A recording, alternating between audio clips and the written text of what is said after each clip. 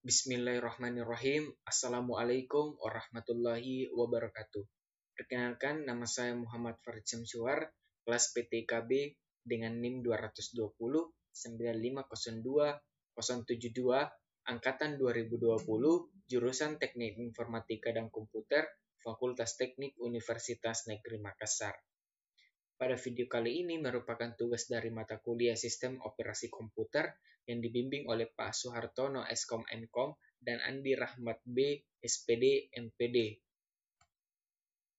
Pada kesempatan kali ini kita akan membahas mengenai materi tentang unit input atau output.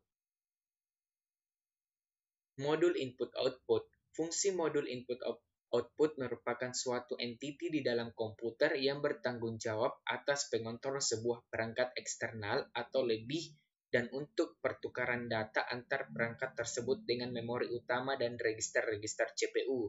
Jadi, modul input-output harus memiliki interface internal dengan komputer, CPU dan main memori, dan interface dengan komputer atau perangkat eksternal. Fungsi modul.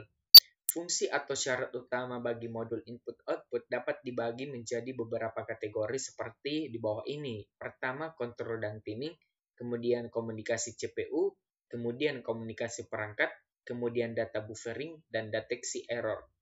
Modul input-output harus memiliki kemampuan untuk melaksanakan komunikasi dengan CPU dan perangkat eksternal. Komunikasi CPU meliputi command decoding, data, status reporting, dan address recognition. Nah, adapun struktur modul input-output. Nah, ini adalah gambar di mana diagram blok dari suatu modul input-output. Nah, modul input-output berfungsi untuk memungkinkan CPU dapat mengetahui perangkat yang jumlahnya banyak dengan cara yang sederhana. Modul input-output yang seringkali mendapatkan beban pengolahan yang detail, yang memberikan interface tingkat tinggi kepada CPU, dikenal sebagai input-output channel atau input-output processor. Kontrol dan timing. Sumber daya internal seperti memori utama dan sistem bus harus dipakai bersama-sama oleh sejumlah aktivitas termasuk diantaranya input-output data. Dengan demikian, untuk mengkoordinasikan arus lalu lintas antara sumber daya internal dan perangkat eksternal, fungsi input-output meliputi persyaratan kontrol dan timing. Kontrol dan timing berfungsi untuk mengatur agar kecepatan transfer data yang berbeda-beda antar periferal dapat tersinkronisasikan. Buffering. Buffering adalah melembutkan lonjakan-lonjakan kebutuhan pengaksesan input-output sehingga meningkatkan efisiensi dan kinerja sistem operasi. Terdapat beberapa cara buffering antara lain yang pertama single buffering. Merupakan teknik paling sederhana ketika proses memberikan perintah untuk perangkat input-output, sistem operasi menyediakan buffering memori utama sistem untuk operasi. Single buffering dapat diterapkan dengan dua mode. Yang pertama, mode line at a line, cocok untuk terminal mode gulung. Yang kedua, mode byte and at a time, cocok untuk terminal mode form. Yang kedua, double buffering. Double buffering menjamin proses tidak menunggu operasi input-output. Peningkatan ini harus dibayar dengan peningkatan kompleksitas. Untuk berorientasi aliran karakter, double buffering mempunyai dua mode alternatif. Yang pertama, mode line at a time. Proses pemakai tidak perlu ditunda untuk input-output kecuali proses secepatnya mengosongkan buffer ganda. Yang kedua, mode byte at a time. Buffer ganda tidak memberikan keunggulan berarti atas buffer tunggal. Double buffering mengikuti model produser-konsumer. Yang ketiga, circular buffering. Double buffering tidak mencukupi jika proses melakukan operasi input-output yang berturutan dengan cepat. Masalah sering dapat dihindari dengan menggunakan lebih dari dua buffer. Ketika lebih dari dua buffer yang digunakan, kumpulan buffer itu sendiri diacu sebagai circular buffer. Tiap buffer adalah satu unit circular buffer. Selanjutnya, programmed input-output. Pada input-output terprogram, data saling dipertukarkan antara CPU dengan modul input-output.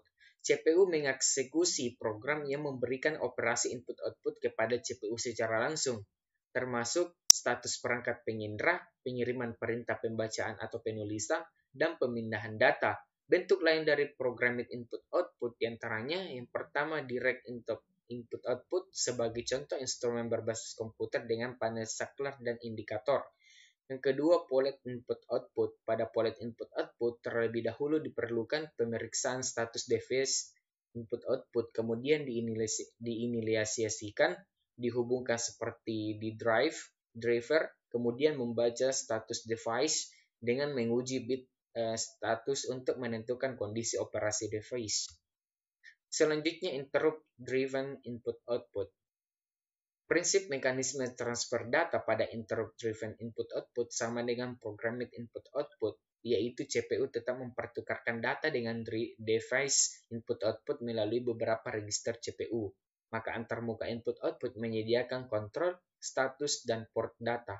Mekanisme interupsi tidak hanya penting untuk input-output, tetapi juga untuk yang lain. Tanpa memperhatikan tipenya, apabila menerima interupsi, CPU akan yang pertama menangguhkan eksekusi program yang sedang berlangsung, yang kedua menyimpan statusnya, yang ketiga melompat ke interrupt service routine atau ISR, dan yang keempat kembali untuk menjalankan eksekusi program yang diinterupsi. Yang pertama, struktur interupsi pada prosesor. Dari titik pandang antarmuka eksternal, sebagai besar CPU menggunakan salah satu dua pola di bawah ini. Yang pertama, interupsi maskabel dan non-maskabel dengan jalur terpisah. Yang kedua, interupsi maskabel dan non-maskabel dengan jalur terpisah. Dengan jalur yang tidak terpisah. Pemrosesan interupsi. Yang kedua, pemrosesan interupsi. Sebelum masuk ke interupsi service routine atau ISR, CPU harus menyiapkan program yang pertama program counter atau PC, kemudian register status, yang ketiga informasi dan berkenaan dengan program yang diinterupsinya. Yang selanjutnya yaitu klasifikasi umum perangkat input-output. Perangkat input-output dapat dibagi secara umum menjadi dua kategori, yaitu perangkat blok atau block device dan perangkat karakter atau karakter device. Perangkat blok menyimpan informasi dalam sebuah blok yang ukurannya tertentu dan memiliki alamat masing-masing. Perangkat karakter mengirim atau menerima sebaris karakter tanpa menghiraukan struktur blok. Yang selanjutnya itu klasifikasi perangkat input-output. Maksudnya sambungannya begitu. Nah, perangkat input-output dapat dikelompokkan berdasarkan yang pertama, sifat aliran datanya yang terdiri atas perangkat berorientasi blok, yaitu menyimpan, menerima, dan mengirim informasi sebagai blok berukuran tetap. Selanjutnya, perangkat berorientasi aliran karakter, yaitu perangkat menerima dan mengirim aliran karakter tanpa membentuk suatu struktur blok.